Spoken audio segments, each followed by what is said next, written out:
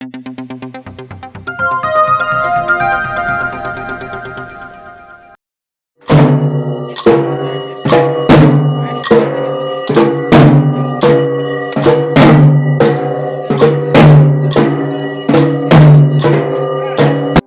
मित्रांनो, आपण पाहतात लोहारा टाइम्स. लोहारा टाइम्समध्ये आपलं स्वागत आहे. लोककल्याणकारी राज्यकारभार, न्यायप्रियता, धर्मनिरपेक्षता आणि समाजसेवेचा आदर्श निर्माण करणाऱ्या पुण्यश्लोक राजमाता अहिल्यादेवी होळकर यांच्या 301व्या जन्मोत्सवानिमित्त लोहारा तालुक्यातील कानेगाव येथे भव्य रक्तदान शिबिराचे आयोजन करण्यात आले होते. राजमाता अहिल्यादेवी बहुउद्देशीय सामाजिक संस्थेच्या वतीने पुण्यश्लोक राजमाता अहिल्यादेवी सभागृहात आयोजित करण्यात आलेल्या या रक्तदान शिबिराला नागरिकांचा उत्स्फूर्त प्रतिसाद लाभला. अनेक रक्तदात्यांनी स्वेच्छेने रक्तदान करून समाजाप्रती आपली बांधिलकी सिद्ध केली. या कार्यक्रमाच्या अध्यक्षस्थानी डॉक्टर संगीता शिंदे उपस्थित होत्या.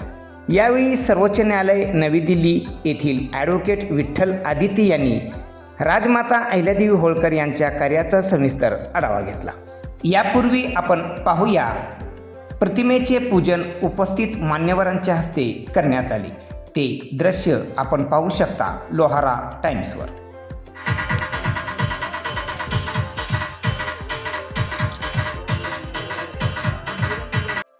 सामाजिक संस्था या संस्थेचे संस्थापक अध्यक्ष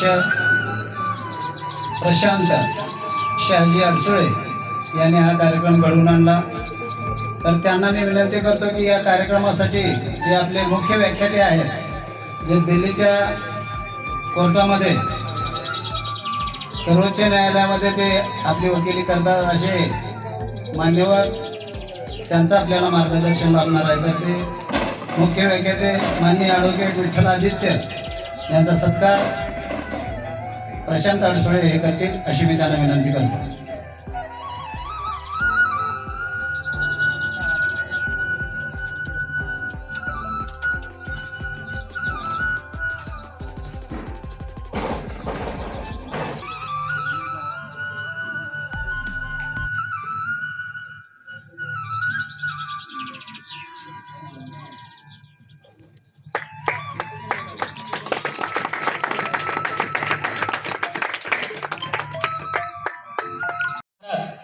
यांचं हे जन्मगाव, की ज्या गावाला अतिशय चांगला वारसा आहे, की ज्या गावामधून चांगला संदेश या महाराष्ट्राला गेला.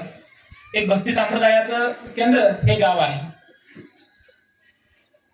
पुण्यश्लोक लोकमाता अहिल्यादेवी होळकरांच्या जयंतीनिमित्त काय केलं पाहिजे, तर तुमच्या गावात जे होते ते केलं पाहिजे. महापुरुषांचा वारसा आपण कसा जपला पाहिजे, तर महापुरुषांचं जे अपेक्षित जीवन कार्य आहे ते जीवन कार्य आपल्या कामामधून दिसलं पाहिजे. आताच गाडेकर साहेब बोलत होते की जयंत्या अशा होऊ लागेल की मोठ्या पद्धतीने मिरवणुका काढणे, डॉल्बी लावणे. त्या महापुरुषांना काय वाटत असेल की ज्यांनी या पृथ्वी तलावर जन्म घेतला आणि इथल्या समाजासाठी, लोकांसाठी अहिल्यादेवीने तर जमिनीवर चालणाऱ्या मुंगीपासून आकाशात उडणाऱ्या पक्षापर्यंत काम केलं. त्यांना काय वाटत असेल की माझ्या नावाखाली हे काय होतं. सामाजिक काम करायचं म्हणजे नेमकं काम काय करायचं. जयंतीच्या माध्यमातून आपण महापुरुषांचं जीवन समजून घेत असतो आणि जीवन समजून घेत असताना त्यांनी केलेलं कार्य आपल्या आयुष्यामध्ये उतरलं पाहिजे, हा त्याच्या पाठीमागला मुख्य उद्देश असतो. आपण आयुष्यभर आपल्यासाठी जगत असतो. मी वकील आहे, वकिलीच्या माध्यमातून जे उत्पन्न होईल त्या उत्पन्नाचा वापर आपण स्वतःसाठी करत असतो. पण माणूस म्हणून आपल्यामध्ये ही जाणीव असायला पाहिजे की आपल्याला ईश्वरानं एक वेगळी बुद्धी दिली आहे. प्राण्यांना माहिती नाही की आपण काय करायचं. प्राण्यांना याची जाणीव राहत नाही. आपल्याला एक विशेष ज्ञान निसर्गानं, ईश्वरानं दिलेलं आहे. तर त्या ज्ञानाचा उपयोग या सृष्टीच्या कमीत कमी विकासासाठी नाही, की नुकसान होऊ नये एवढी काळजी आपल्याला घेता आली पाहिजे. किती मोठ्या प्रमाणामध्ये आज गोष्टी घडू लागल्या. तापमान वाढले म्हणजे काय की तापमानामुळं म्हणजे प्रदूषणामुळे तापमान वाढलेलं आहे. कार्बनचं प्रमाण हवेमध्ये वाढलं. बरोबर आहे. आता प्रशांत सांगत होते की वृक्षारोपण करायला पाहिजे. हे अहिल्यादेवींना अपेक्षित काम आहे. आपण जातीचे कामं करण्यापेक्षा जातीचे कामं हे दुय्यम आहेत. लक्षामध्ये घ्या, जातीचे काम हे दुय्यम आहेत. पर्यावरणाचं काम करणं ही आजच्या काळाची अतिशय महत्वाची गरज आहे. येत्या 5, 6, 7 वर्षामध्ये आणखी 1 डिग्री 2 डिग्री सेल्सिअस तापमान जर वाढलं तर आपल्याला जगता येणार नाही. मग त्यानंतर जात राहणार नाही, धर्म राहणार नाही, काही राहणार नाही. त्यामुळं वृक्षारोपण करणं हा अतिशय कौतुकास्पद कार्यक्रम आहे. दुसरा विषय आहे रक्तदान, की ज्यासाठी हा कार्यक्रम आयोजित केलेला आहे. म्हणजे यामधून आपली सामाजिक बांधिलकी दिसते. मलाही असं वाटतंय आयुष्यामध्ये की 5 वर्ष 10 वर्ष प्रॅक्टिस केल्यानंतर आपलं जे लातूर आहे, मी लातूर जिल्ह्यामध्ये माझा जन्म झाला. लातूर जिल्ह्यामध्ये असं आपल्या परिसरामध्ये असं मानलं जातं की पाऊस कमी पडतो, वृक्षाचं प्रमाण कमी आहे आणि त्यामुळं काय होतंय की जमिनीमधलं जे पाण्याची पातळी आहे ती एकदम अतिशय कमी झालेली आहे. तुम्ही म्हणजे आता 1972ला तुम्ही सगळे होतात त्यावेळेस सगळ्यात मोठा दुष्काळ होता असं मानलं जात होतं. पण त्या दुष्काळामध्ये परिस्थिती अशी होती की जमिनीच्या पोटामध्ये पाणी होतं. आपल्याला माहित नव्हतं, विहिरी कमी असायच्या, बोरवेल नसायचे, बरोबर आहे. पाऊस कमी पडला, बरोबर आहे, पण त्यावेळेस जमिनीच्या पोटामध्ये पाणी होतं. येणाऱ्या काळामध्ये असं होणार आहे, पाऊस कमी होणार आहे आणि जमिनीच्या पोटातलंही पाणी संपणार आहे. जमिनीच्या पोटातलं पाणी संपल्यानंतर आपण काय करणार? तर हा जो पाण्याचा जो स्तर आहे, पाण्याची जी पातळी आहे, ती पातळी वाढवण्यासाठी लातूर जिल्ह्यामध्ये किंवा हा आपला मूळचा लातूर जिल्हा म्हणजे हा मूळचा उस्मानाबाद जिल्हाच आहे, या जिल्ह्यामध्ये काम होणं गरजेचं आहे. कारण येत्या काळामध्ये पर्यावरणावर काम करणं हे अतिशय महत्वाचं आहे. गंगेच्या पाण्याला आपण पवित्र समजत असतो. म्हणजे आपल्याला असं वाटतं की आपण इथून तिकडे गेलो हरिद्वारला, ऋषिकेशला, गंगेमध्ये स्नान केले, आंघोळ केल्यानंतर आपलं पाप हे धुवून जातं. ठीक आहे, म्हणजे गंगा ही एवढी पवित्र आपण मानतो. तर गंगेच्या पाण्या इतक्या अहिल्यादेवी होळकर पवित्र होत्या असं त्यावेळेस तो कवी म्हणायचा. का बरं म्हणायचा? कारण तुम्हाला सांगतो, या धार्मिक गोष्टी थोड्या बाजूला ठेवा, पण याच्या पाठीमागली जी भावना आहे ती भावना समजून घ्या. त्यांनी जे काम केलं, आता रवीजी सांगत होते की एखादा आमदार असेल, स्वतःच्या मतदारसंघामध्ये नीट काम करत नाही, बाहेरल्या मतदारसंघात जाऊन काम तो कसं करणार आहे? करत नाही ना. अहिल्यादेवींचं राज्य कुठं? अहिल्यादेवींचं राज्य हे माळवा प्रांतामध्ये अतिशय छोटं राज्य होतं. तर त्या राज्याच्या बाहेर जाऊन कुठं, म्हणजे काशी आहे, काशी उत्तर प्रदेशामध्ये पडते, तिथं जाऊन मंदिर बांधायचं, तिथं जाऊन लोकांचे कामं करायचे. कन्याकुमारी कुठे आहे? श्रीलंकेच्या जवळ, म्हणजे भारताचं जे अंतिम टोक आहे त्या ठिकाणी जाऊन मंदिर बांधले. आपल्या आयुष्यामध्ये एक माणूस काय करतो, जन्माला आल्यानंतर 2 गोष्टीमध्ये आपली ऊर्जा जाते. जन्माला आल्यानंतर आपण एक घर बांधतो, चांगलं घर बांधतो आणि लग्न करतो. एवढ्या 2 गोष्टीमध्ये आपण केलेले पैसे संपतात आणि मग जगायचं पुन्हा काही नाही. पुढे मुलं होतात, त्यांची शाळा, शिक्षण, हे ते, याच्यामध्ये आपलं आयुष्य संपत, आपण थकतो. म्हणजे एक घर बांधायला आपलं आयुष्य संपत. अहिल्यादेवींनी पूर्ण आयुष्यामध्ये 3000 मंदिर बांधले. किती? 3000 मंदिर. आणि मंदिर हे त्या काळामध्ये समाजाला घडवणारं माध्यम होतं. म्हणजे केवळ जाऊन पूजा अर्चा करायची असा विषय नव्हता, ते संस्काराचे केंद्र होते. ठीक आहे, 3000 मंदिर या देशामध्ये बांधले. 12 ज्योतिर्लिंगाचा उद्धार अहिल्यादेवींनी केला. म्हणजे किती मंदिरं पडली असतील, कोणी तोडले असतील, काही केलं असेल, तर त्याच्या पाठीमागली भावना किती मोठी आहे बघा. म्हणजे स्वतःसाठी जगायचं नाही, घुंगडीवर बसून राज्य कारभार केला, सिंहासनाचा मोह बाळगला नाही, आपली माणसं कोणीच नाही, अशा अवस्थेमध्ये हे राज्य चालवायचं केवळ लोक कल्याणासाठी, माणसासाठी तर करतो, पण जमिनीवर चालणारी मुंगी, वन्य प्राणी आणि आकाशामध्ये उडणाऱ्या पक्ष्यांच्या सुद्धा पाण्याची व्यवस्था झाली पाहिजे असा कुठला राजा विचार करतो? कोणता आमदार, खासदार, मंत्री, PM विचार करतो? कुठल्या मतदानाची अपेक्षा होती का? त्यांना मतदान नाही झालं तर ते निवडून येणार नाही अशी परिस्थिती होती का? एवढ्या सगळ्या, म्हणजे हे जे आहे हे फार विचारपूर्वक चिंतन करण्याची गोष्ट आहे. हा विषय भाषणाचा नाही. तर तरुण मित्र आहेत, माझी त्यांना विनंती आहे, तुम्ही हा विषय समजून घ्या. म्हणजे यासाठी समजून घ्या, अहिल्यादेवी समजून तुम्ही असं केलं पाहिजे असं नाही. आयुष्यामध्ये मोठं ध्येय जर पाळलं तर तुम्ही मोठे होऊ शकता. मी सर्वसामान्य कुटुंबामध्ये जन्माला आलो. देशाचं सगळ्यात मोठं कोर्ट दिल्लीमध्ये, त्याला आपण सुप्रीम कोर्ट म्हणतो, त्या सुप्रीम कोर्टमध्ये वकिली करण्यासाठी ऍडव्होकेट ऑन रेकॉर्ड ही परीक्षा असते. ती परीक्षा न्यायव्यवस्थेमध्ये सगळ्यात अवघड परीक्षा मानली जाते. ती परीक्षा क्रॅक करून आज मी देशाच्या सर्वोच्च न्यायालयामध्ये दिल्लीमध्ये वकिली करतो. कशामुळे करतो? तर माझ्यासमोर महापुरुषांचे आदर्श आहेत, माझ्यासमोर डॉक्टर बाबासाहेब आंबेडकरांचा आदर्श आहे, माझ्यासमोर अहिल्यादेवी होळकरांचा आदर्श आहे, छत्रपती शिवाजी महाराजांचा आदर्श आहे. तुम्ही आदर्श डोळ्यासमोर ठेवा. आदर्श डोळ्यासमोर ठेवून तुम्हाला आयुष्यामध्ये मोठं बनायचं. तुम्ही छोटे बनलात तर तुम्ही स्वतःपुरतं जगाल. तुम्हाला तुमच्या कुटुंबाला पुढे न्यायचं, तुम्हाला तुमच्या भावाला मोठं करायचंय, तुमच्या नातेवाईकांना मोठं करायचंय, गावाला मोठं करायचंय. आणि त्यावेळेस तुम्ही तेवढे मोठे व्हाल ऐगेदेवी सारखं, ज्यावेळेस तुम्ही इतर म्हणजे माणसांसोबत प्राण्यांचा पक्षाचा विचार करू लागलात, इथल्या वनस्पतीचा विचार करू लागलात, की मग समजायचं की आपण हे गंगाच्या निर्मळ झालो. ठीक आहे. तर हे ध्येय डोळ्यासमोर ठेवून आपण जगलं पाहिजे, वागलं पाहिजे. तर खऱ्या अर्थानं आपल्या जीवनाचं सार्थक आहे. नाही तर जन्माला येतो, आपण मरतो, काहीच अर्थ नाही. म्हणजे आपण आता कितीतरी लोकांना आपल्या पंजोबाचं नाव माहिती नाही. माहिती ठेवायचं काही कारणच नाही ना.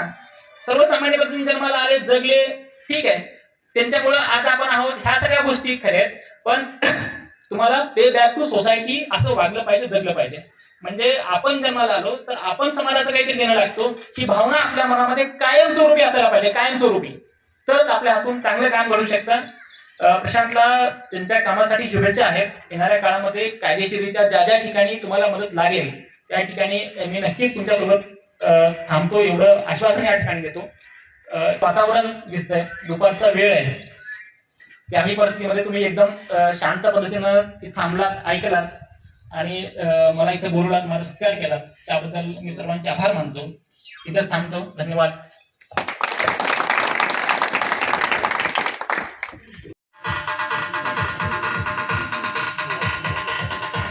यानंतर बालाजी नवळे यांचा सत्कार या ठिकाणी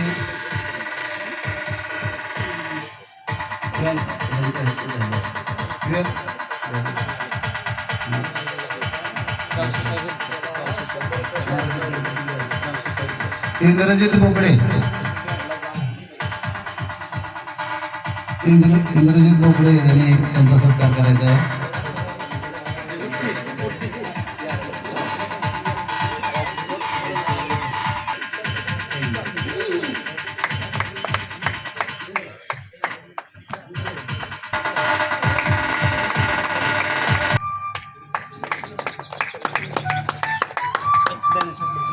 जो युवक उत्तर प्रदेश सारख्या राज्यातून येऊन आपल्या इथं उद्योजकाचे धडे आपल्या नवयुवकांना देतोय, आपल्या लोकांनी घेतलं पाहिजे, असे ते आमचे मित्र मार्गदर्शक आदरणीय तेजप्रकाश बघेल साहेब व इतर सर्व मंडळी. मी सर्वांचे काही नावं घेणार नाही कारण कार्यक्रमाला खूप उशीर झालाय. आम्हाला यायला तसं हायवेहून आलो आम्ही प्रशांत भाई, पण रस्ता खूप खराब आहे तुमच्या गावला यायला. तुमचे लोक काही आमदाराकडे वगैरे तक्रारी करतात का नाही मला काही माहिती नाही, कारण रस्ता वगैरे चांगला पाहिजे, एवढं चांगलं म्हणजे गावचं नाव आहे, पण रस्त्याने येताना समजेजण नायला म्हणजे असं कसं गडे, एवढं दुर्गम भाग कसा असा आमच्या सुद्धा डोक्यात प्रश्न पडला. तुम्ही मांडा एखादी तक्रार तुमच्या स्थानिकच्या आमदाराकडं. तर विषय राहिला मातोश्री पुण्यश्लोक अहिल्यादेवी होळकरांचा सामाजिक काम. आपणाला एखाद्या व्याख्यानमालेमध्ये किंवा 1 तास 2 तासामध्ये सांगता येणार नाही. खूप मोठा विषय आहे. एखादा राज्याचा मुख्यमंत्री राज्यापुरतं काम करतो तसं मातोश्री पुण्यश्लोक अहिल्यादेवी होळकर ह्या माळवा प्रांताच्या राजाचं काम बघायच्या. त्या राणी जरी असल्या तर म्हणजे प्रशासक होत्या प्रमुख. त्यांचं काम जम्मू काश्मीर पासून कन्याकुमारी पर्यंत होतं. हे जगातलं एकमेव उदाहरण आहे. असा जगात कोणताच राजा झाला नाही की आपल्या हद्द सोडून सामाजिक काम केला. एकमेव मातोश्री पुण्यश्लोक अहिल्यादेवी होळकर या जागतिक लेवलला इंग्रजांनी त्या काळामध्ये त्यांचा उल्लेख इंग्लंडच्या त्या गॅलरीमध्ये ठेवलेला आहे, त्याचा समज रेकॉर्ड. तर अशा मातोश्री आपल्या इथं जन्मल्या, आपल्यातल्या आहेत, त्यांचा आदर्श घ्यावा तेवढा कमी आहे. आपले हे जे नवयुवक असतील, नवयुवक मुलं मुली यांनी तर खूप म्हणजे मातोश्रींचं 1-2 जरी विचार ऐकले तर जीवनाचं कल्याण होऊन जाईल त्यांचं. हे जे बरकटत चाललेले लोक आहेत आपले नवयुवक असतील, हे जे 1-2 विचार जरी घेतलं तर जीवनाचं कल्याण होईल, एवढे चांगले विचार आहे. मातोश्रीचं सर्व काही संपलं होतं, कोणच शिल्लक नव्हतं. आदरणीय ताई तुम्हाला सांगतो, कोणच नव्हतं, एकट्या होत्या. सासरे जे की वडिला समान असलेले मल्हारराव होळकर वारले, पत्नी गौतमाबाई सती गेल्या, उरलं कोण? अगोदरच मल्हारराव असतानाच खंडेराव गेले होते पती युद्धामध्ये. मग राहिलं कोण? मुलगा पण असाच वारला एका आजारामध्ये, त्याची बायको गेली सती. परत राहिलं कोण? जावाई पण एका अशाच दुर्गम आजारामध्ये गेला. पुन्हा राहिलं कोण? मुलगी पण अशी सती गेली. म्हणजे एवढा बिकट काळ असताना एवढं आदर्श उत्तम राज्यकारभार जवळपास 29 वर्ष न डगमगता, आजच्या साधं तुम्ही ग्रामपंचायतची इलेक्शन बघतो जवळून, किती काटेकी टक्कर असते, काय काय गोष्टी घडतात राजकीय. त्या काळात तर सर्व काही मनगटाच्या जोरावर राज्य चालायचे.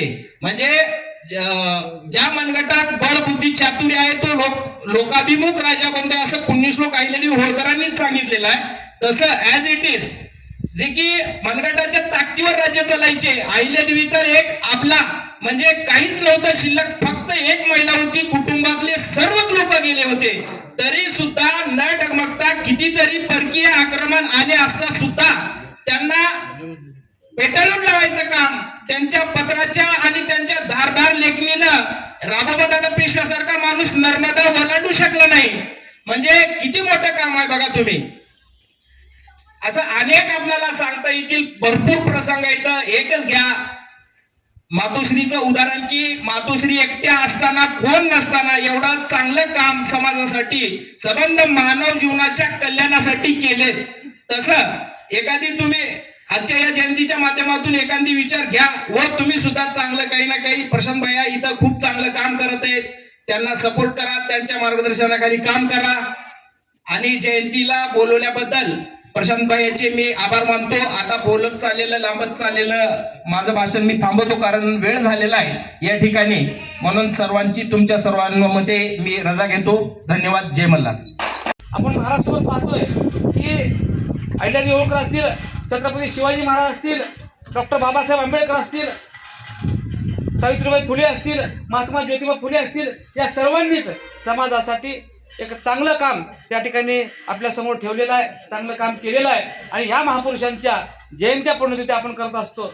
आपण पाहतोय की आजच्या पिढीमध्ये वडील मरून गेला, त्याचं पोरगा देखील लवकर त्याची पुण्यतिथी करत नाही. पहिलं श्राद्ध होतंय, नंतर काय त्याचं काय पुढे काय केलं जात नाही. एवढ्या 300 वर्ष, 400 वर्ष, 500 वर्ष या महापुरुषाच्या जयंती आपण का करतोय? आयुष्यभर मरून अनेक लोकांनी जमिनी घेतल्या, अनेक लोकांनी संपत्त्या कमवल्या, परंतु त्यांची जयंती पुण्यतिथी करावं असं त्यांच्या पुढच्या वारसांना देखील आजच्या काळामध्ये वाटत नाही. मग या लोकांच्या जयंत्या पुण्यतिथ्या का होत असतील? तर त्याचं कारण असं आहे की या लोकांनी अतिशय निस्वार्थपणे समाजाची सेवा केलेली आहे. समाजाची कुठलाही स्वार्थ न बाळगता, कुठल्याही लोकांना त्रास न देता किंवा लोकांचं कसल्याही प्रकारचं नुकसान न करता, केवळ मानवतेच्या विचारातून एक मोठा मानवतावादी विचार या महापुरुषांनी आपल्या सर्वांच्या समोर ठेवलाय. म्हणून त्यांच्या जयंत्या पुण्यतिथ्या त्या ठिकाणी साजऱ्या केल्या जातात. आणि त्यांच्या पावलावर पाऊल ठेवून आपण चालणं म्हणजे त्यांच्यासाठी खरं अभिवादन असेल, त्यांच्यासाठी खरं आजारी असेल. आणि त्यांच्यासाठी काही आपलं जमणार नाही, परंतु त्यांच्या पायाची धूळ जरी आपलं होतं आलं तरी आपलं आयुष्य सार्थक झाल्यासारखं आहे. म्हणून महापुरुषांच्या विचाराचा अभ्यास आपण सर्वांनी करावा. आपला गरीब समाज आहे, शेळ्या मेंढ्या राखणारा, शेतामध्ये काम करणारा, काबाड कष्ट करणारा, मजुरी करणारा, रोजंदारीवर जाणारा समाज आहे. तर आपण सर्वांनी काय करायचं आहे? तर आता काय तलवारीची भाड्याची लढाई नाही, आता काय घोड्याची आपली मोठी कुठे इकडून 10,000 लोक थांबले, तिकडून 10,000 लोक थांबले तर आपल्याला लढाई करायची आहे, अशी आता लढाई नाही. लोकशाहीमध्ये विचाराची लढाई आहे.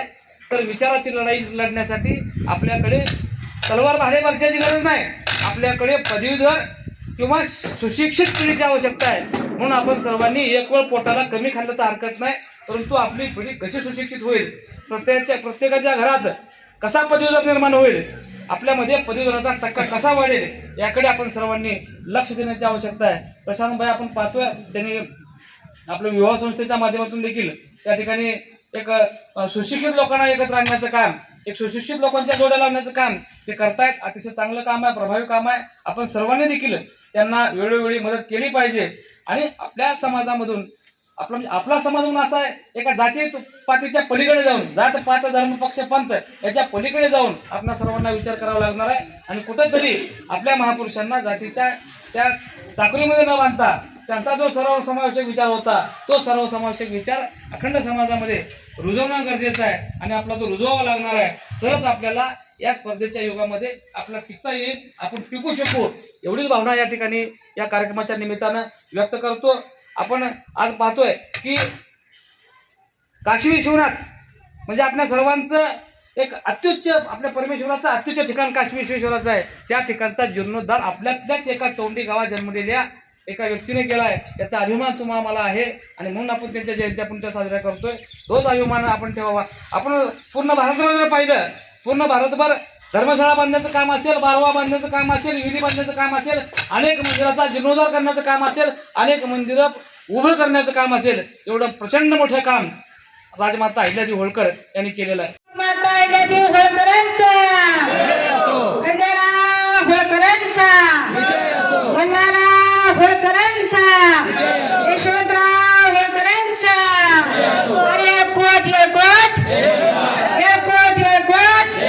डॉक्टर बाबासाहेब आंबेडकरांचा छत्रपती शिवाजी महाराजांचा महात्मा ज्योतिबा फुलेंचा सावित्रीबाई फुलेंचा पिवळ्या झेंड्याचा अरे कोट धन्यवाद. नवीन जी पिढी आहे त्यांनी त्यांचा तो वारसा पुढे घ्यायचा आहे आणि तो वारसा चालवायचाच आहे. जुनी पिढी काहीतरी म्हणते तर आम्हाला त्याला एका पटत नाहीये. या गोष्टी खूप चुकीच्या आहेत, कारण त्यांनी जितका काळ काढलेला असतो, ज्या यातना आम्हाला झाल्यात त्या पुढे लेकरांना होऊ नये म्हणून ही पिढी पण आपले आई वडील आपल्याला सांगत असतात की नाही तुम्ही हे असं करू नका. पण सध्या कसं आहे, काळ हा एआयचा झालेला आहे. हा एआयच्या काळामध्ये लोकांची प्रवृत्ती अशी झालेली आहे की मी फक्त माझ्या पुरताच आहे. फेसबुकवर ट्विटरवर तो प्रत्येकाशी कॉन्टॅक्ट मध्ये आहे, पण माझ्या शेजारचा कोण आहे, माझ्या गावचा कोण आहे याच्याशी त्याचा कुठल्याच याच्यातला संबंध होत नाही. मला आता सांगायच्या याच्याबद्दल एवढंच याच्यात आहे की जसं प्रत्येकाला वाटतंय की काही ना काही इथे पुढे तुम्ही गती घ्यायलाच पाहिजे. सामाजिक कार्य खूपच चांगल्या पद्धतीचं आहे. अनेक वर्षाला ते वेगवेगळे उपक्रम राबवतात. ते बोलल्याप्रमाणे राजकीय क्षेत्रात न उतरता सामाजिक क्षेत्रामध्ये व जे गरजेचं आहे, लोकांना जी अपेक्षा आहे त्यांच्या कामाच्या माध्यमातून, त्यांच्या संस्थेच्या माध्यमातून ते करत असतात.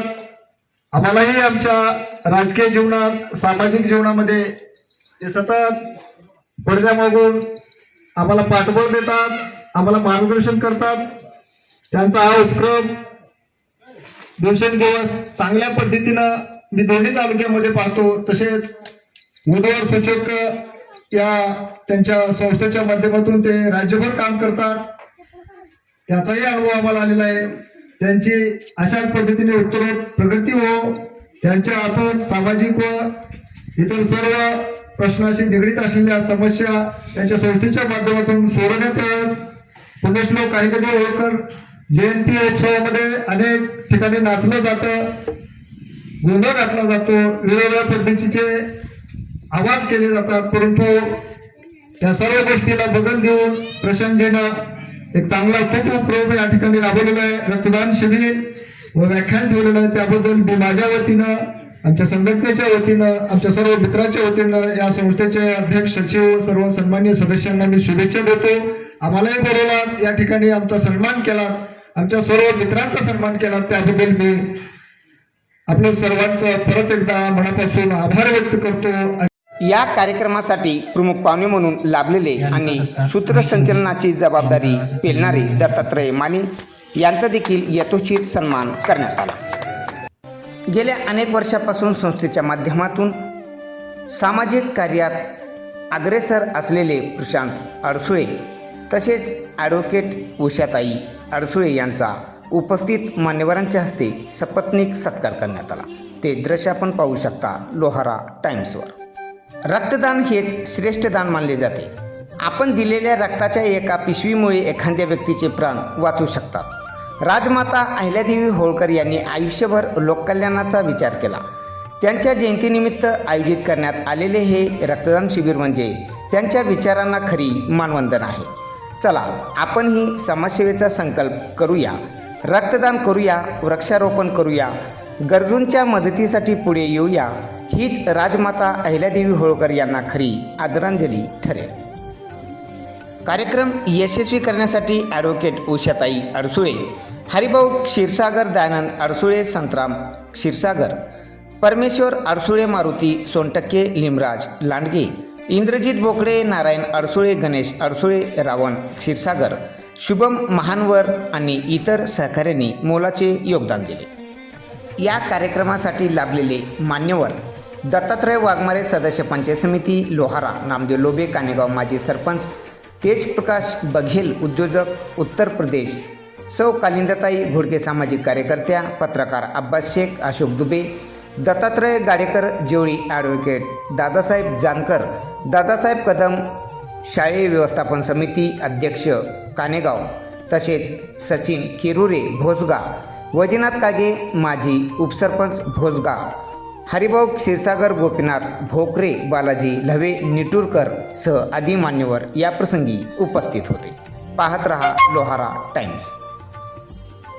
या रक्तदान शिबिरात श्रीकृष्ण रक्तपेढी उमरगा येथील कर्मचारी विजय केवडकर यांनी विशेष परिश्रम घेतले।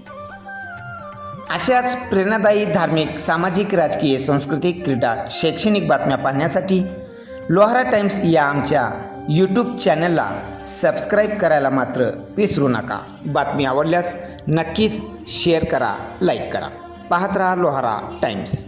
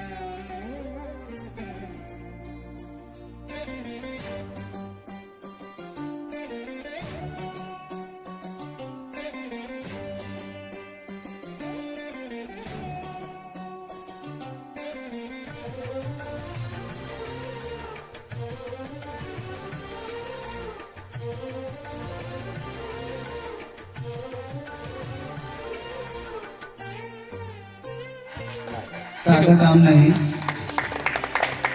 सुंदर कार्यक्रम।